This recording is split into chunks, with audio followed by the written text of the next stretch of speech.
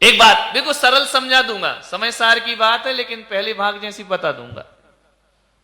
पानी का स्वभाव क्या? मिष्ट है, शीतल है, शांत है, जल की तरह ये आत्मा। जल का स्वभाव क्या है? शीतल। क्या है? जल का स्वभाव क्या? कैसे माना कि शीतल है? बोलो। जल का स्वभाव ठंडा है। कैसे जाना? बोलो ना, प्रत्यक्ष देखकर। तो इतना सा भी उत्तर नहीं आता। प्रत्यक्ष पानी का उपयोग नहीं करते क्या? दिखाई नहीं दे रहा पानी, अब उसमें के लिए फिर कोई थर्मामीटर लगाओगे? दिख तो रहा है ठंडा है, हैं? जल का स्वभाव क्या है? जल का स्वभाव क्या है? जल का स्वभाव क्या है? पक्का पक्का बताना।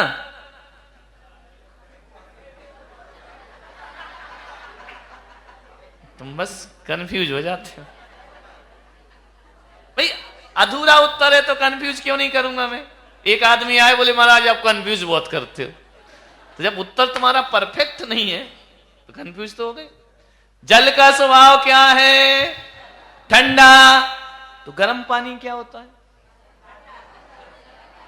पानी अकेला ठंडा है या गर्म भी है? गर्म पानी का स्रोत होता ना, झरने निकलते, राजगिरी में गर्म पानी का झरना नहीं निकल रहा। तो इसका मतलब है पानी की दो चीजें हो गई, दो अवस्था। एक कौन सी?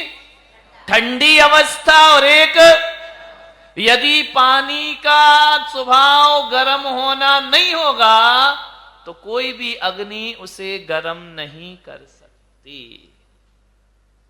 यानी पानी में गर्म होने की भी शक्ति है। और फिर कैसे अधूरे उत्तर देते, फिर कहते कंफ्यूज कर दिया। बोलो, पानी में दो शक्ति हो गई। ऐसे तो बहुत सारी शक्ति है पानी में, बहने की भी है, तरलता की भी है, ठोस की भी है, उड़ने की भी है, सब पानी की अनंत शक्तियां हैं। हर द्रव्य में शक्तियां बहुत सारी होती हैं, चाहे जीव हो या पानी। कोई अकेला ठंडा थोड़ी होता है, जम भी तो जाता है बर्फ में, ठोस हो गया। समझ में आया? उबल गया तो गैस बन गया, भाप बन गया। समझ में आ रहा? अग्नि का संबंध मिला तो गर्म स्वभाव हो गया, और ठंडा हवा मिल गई तो अब पानी क्या है? तुमने तो एक ही चीज कह दी, ठंडा है, और चीजें इनका क्या होगा? पानी का स्वभाव मीठा, तो फिर समुद्र क्या होता है? तो फिर क्या करोगे इसका? तो पानी में, हर द्रव्य में अनंत शक्तियां हैं। पानी में दो शक्ति जिसकी अपन चर्चा कर रहे हैं उसकी बात करें। दो शक्ति पानी में कौन कौन सी?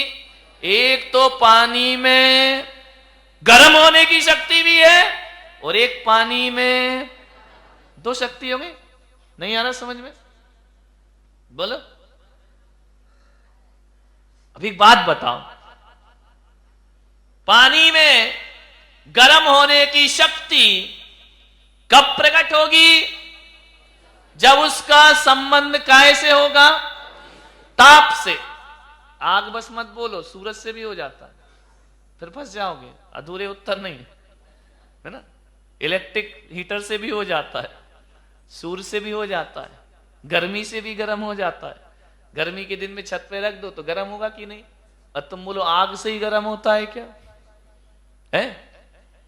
तो चलो अब समझने के लिए आग ही मान लो। पानी में गर्म होने की शक्ति है या नहीं? पहले ये फाइनल करो, है ना? कब होता है गर्म?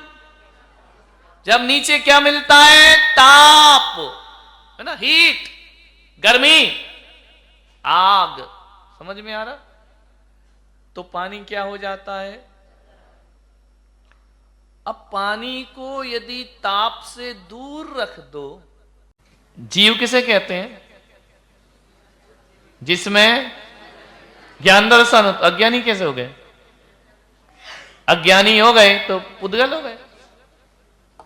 जीव का तो स्वभाव है ज्ञान, अलग नहीं हो सकता। अपन अज्ञानी है क्या? बोलो मैं अज्ञानी हूं, मुझ में ज्ञान नहीं है, तो आप फिर पुद्गल हैं, अजीव हैं। आप जीव कहां हैं? जीव में ज्ञान तो होता ही है, जन्मजात होता है, अनादि से हमेशा रहेगा। अज्ञानी कैसे हो गए? अज्ञानी यानी बिना ज्ञान का। मैं राग देश क्यों करता हूं? तुम बताओ, तुम लोग करते? तुम ऐसे बैठे जैसे वीतरागी हो, तुम राग देश करते ही नहीं हो। क्यों करते हो? मोह। अरे राग देश मोह क्यों करता हूं? मोह भी ठीक है, क्यों करता हूं? अरे मोह कोई तो लगाव कहते ना, पर्यायवाची शब्द क्यों बता रहे हैं?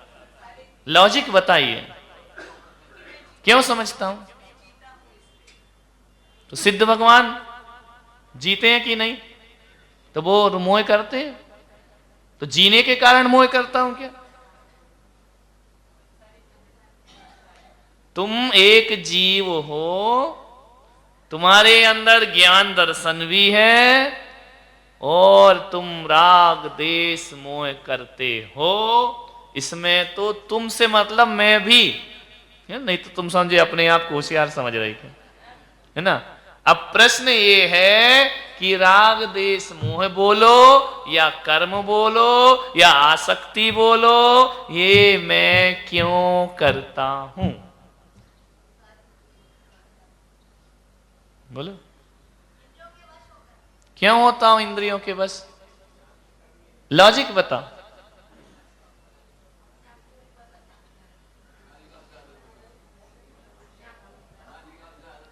क्यों पड़ी है आदत? कहीं तो शुरू हुई होगी। क्यों डाल रखी मैंने ऐसी आदत? मेरा क्यों तो चलता रहेगा, आप बोलते रहो जब तक आप मूल ठिकाने पे नहीं पहुंच जाओ। भले कपूर चंद जी ने सबको ठिकाने पे लगा दिया हो, लेकिन मेरा ठिकाना तो कुछ और है। बोलो, क्यों करता हूं?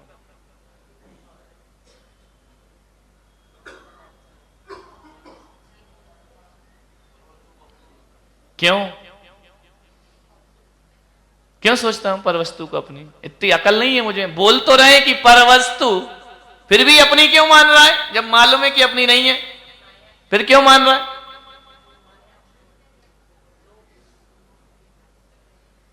अरे लोभ भी करते हो, माया।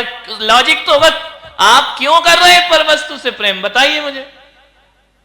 आप अपने आप से प्रेम क्यों नहीं कर रहे? आपको ये घड़ी अच्छी क्यों लग रही है? लग तो सबको रही, लेकिन क्यों?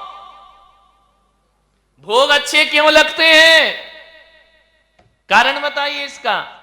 मैं मोह क्यों करता हूं? मैं आसक्ति क्यों करता हूं? मैं क्रोध क्यों करता हूं? मैं राग क्यों करता हूं? मैं द्वेष क्यों करता हूं? इसके पीछे कारण क्या है? क्या बोलो?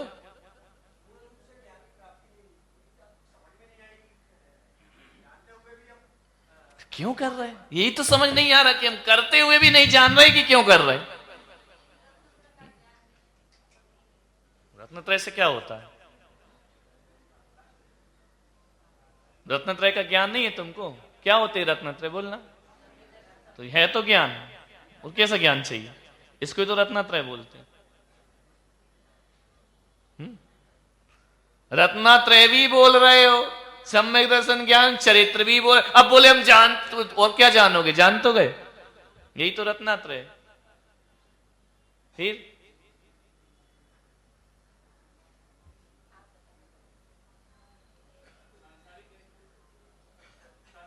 मैं सिद्धों से बात नहीं कर रहा हूं, संसारियों से कर रहा हूं।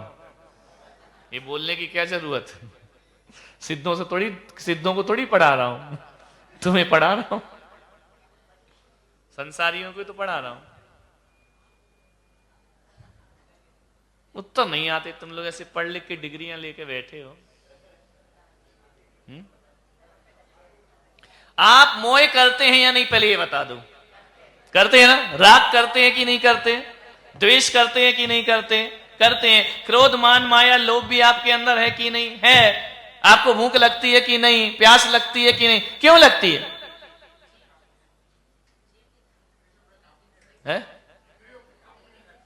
नहीं, काबू तो अलग चीज है, लगेगी तब तो काबू करोगे ना। प्रश्न तो लग क्यों रही है?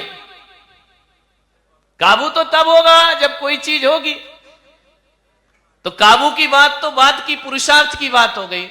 मैं तो ये पूछ रहा हूं कि आप मोह क्यों करते हो? परवस्तु को अपना क्यों मानते हो?